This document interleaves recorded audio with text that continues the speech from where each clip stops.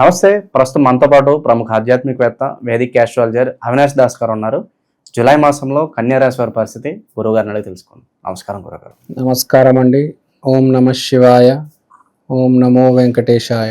గురుగారు, జూలై మాసం, అందులో ఆషాఢ మాసం, కన్యా రాశి వారి పరిస్థితి ఏ విధంగా ఉండబోతుంది? ప్రజెంట్ వీళ్ళ టైం ఎలా నడుస్తుంది? ఎలాంటి జాగ్రత్తలు తీసుకోవాలి వీళ్ళు?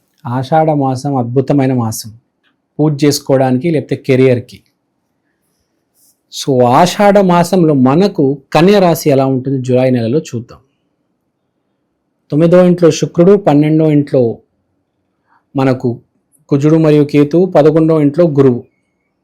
సో 9వ ఇంట్లో మనకు శుక్రుడు ఉన్నాడు కాబట్టి అర్థం చేసుకోవాల్సింది ఏంటంటే కన్యా రాశి వాళ్ళకి 9వ ఇంట్లో శుక్రుడు వల్ల స్త్రీ దైవాన్ని ఆరాధించాలి.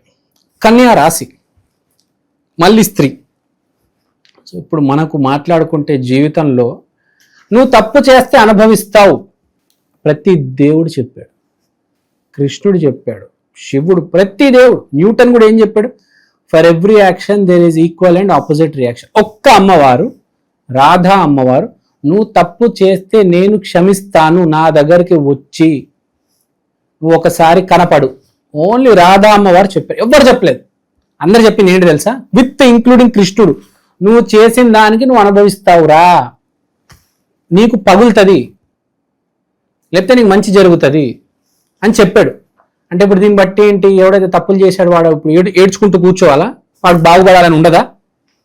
వాడికి బాగుపడాలని ఉంటుందండి. ఇప్పుడు వాల్మీకి దొంగ పెద్ద కవి అయ్యాడా లేదా? మారాడా లేదా? మనిషి మారాలని ప్రతి మనిషికి ఉంటుంది. ఒక మంచివాడిగా మారి నాకు మంచి సమయం మొదలవ్వాలని ప్రతి మనిషికి ఉంటుంది, ఇంక్లూడింగ్ వాల్మీకి, ఇంక్లూడింగ్ దొంగ, ఇంక్లూడింగ్ బ్యాడ్ పర్సన్. అలాంటి వాళ్ళకి ఆశ్రయం ఇచ్చేది ఏకైక దైవం రాధా అమ్మవారు. నేను ఒకటి అడుగుతున్నాను, మీరు మీ చెడు కర్మలు తొలగిపోవాలంటే ఏ దైవాన్ని ఆరాధిస్తే తొలగిపోతాయి? ఎవరైతే క్షమిస్తారో ఆ అమ్మవారి నామస్మరణ చేస్తే, ఆ అమ్మవారి పూజ చేస్తే చెడు కర్మలు తొలగిపోతాయి. నేను కరంగలి మాల తీసుకొచ్చా, నేను కనక పుష్యరాగం తీసుకొచ్చా, నేను ముత్యం తీసుకొచ్చా, ఏ రంగురాయి అయినా తీసుకొచ్చా, ఏ కరంగలి మాలని తీసుకొచ్చా, కానీ దాన్ని ఎలా యాక్టివేట్ చేస్తాను? నేను దాంట్లో దారం పోయాలి కదా, శక్తిని వేయాలి కదా. ఎక్కడ తీసుకెళ్ళి ఆ కరుంగలి మాలని, ఆ తులసి మాలని, ఈ రుద్రాక్షాన్ని పూజ చేస్తే బాగుంటుంది, అవునా కాదా? ఎవరైతే క్షమిస్తారో అక్కడికి వెళ్తేనే బెటర్ కదా. ఎక్కడ తొందరగా పని అవుతుందో అక్కడికి మనం వెళ్తే బెటరా కాదా? కదా, అవునా కదా? సో ఇప్పుడు మనకు నామస్మరణ చేసుకోవాలి. ఫస్ట్ రాధా రాధా రాధా రాధా. మా అమ్మవారిని చూపించేస్తాను ఒకసారి అందరికి. ఈ కెమెరాలో కనిపిస్తుందా? సో రాధా అమ్మవారు కృష్ణుడి సమేతంగా ఉన్నారు. సో కుదిరితే మీకు ఇలాంటి ఒక పటం మీ ఇంట్లో పెట్టుకోండి. రాధా రాధా రాధా రాధా, దీని మించింది ఏది లేదు. దీని తర్వాతే ఎవరైనా, రాధా అమ్మవారి తర్వాతే ఎవరైనా, రాధా రాధా రాధా. సో ఇప్పుడు నేను ఒక పటం చూపించాను.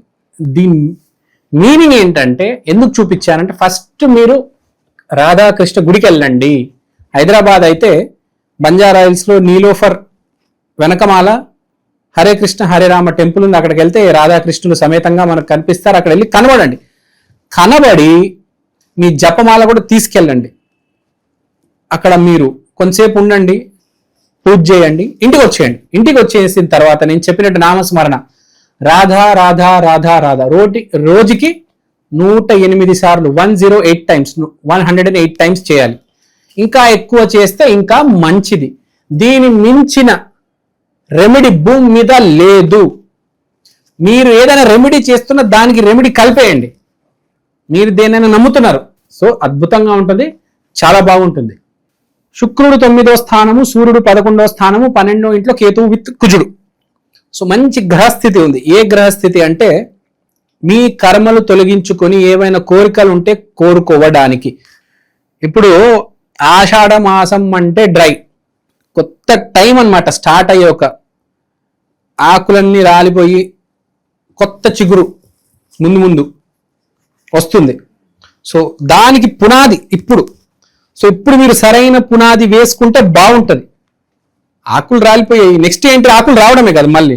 ఇప్పుడు పునాది, ఇప్పుడు బాగా డ్రైగా ఉంది, రేపు బాగా ఫర్టైల్గా ఉంటుంది. కాబట్టి 9వ ఇంట్లో మనకు శుక్రుడు ఉన్నాడు, 11వ ఇంట్లో సూర్యుడు ఉన్నాడు, 12వ ఇంట్లో కేతు ఉన్నాడు. అద్భుతమైన స్పిరిచువల్ కాంబినేషన్ ఇది.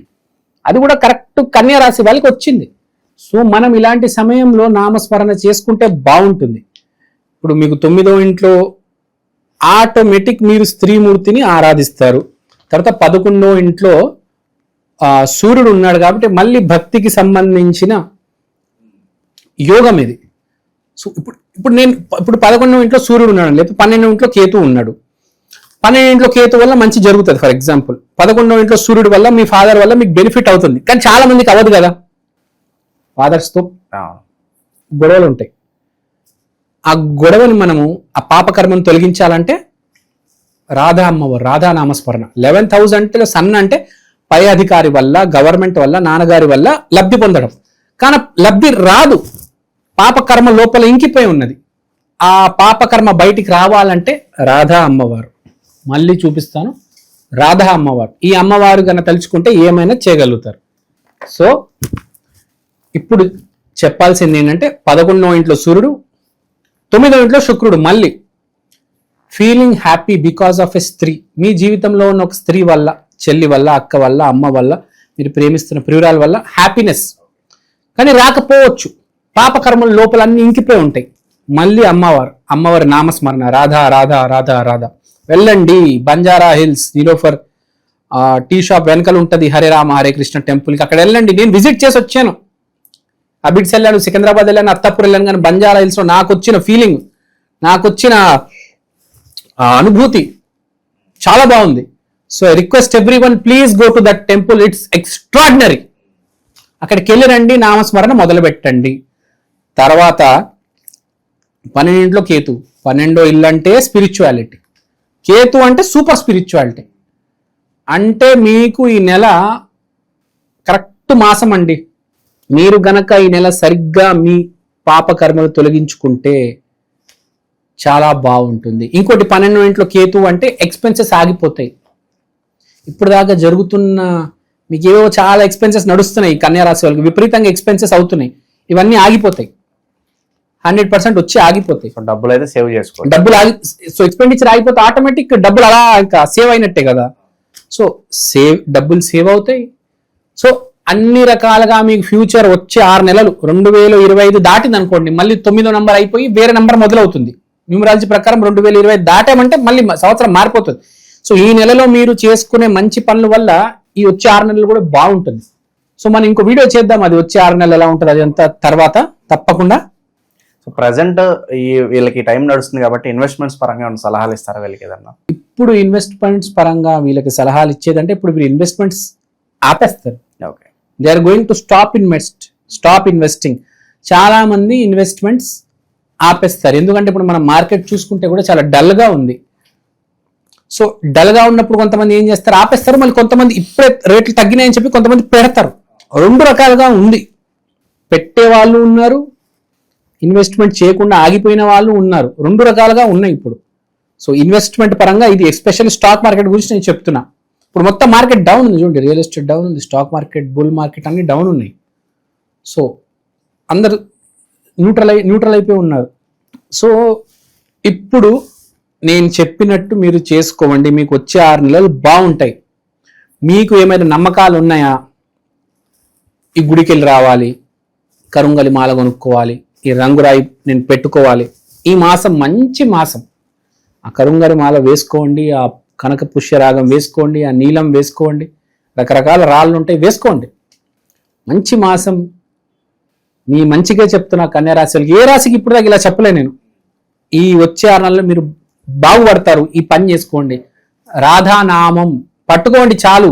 మిగతాన్ని తర్వాత, ₹1 ఖర్చు లేదు, ఉంటే కొనుక్కోవచ్చు, తప్పులేదు. దాంట్లో కూడా మళ్ళీ రాధానామం, రాధా అమ్మవారి నామమే కదా నింపేది మనం.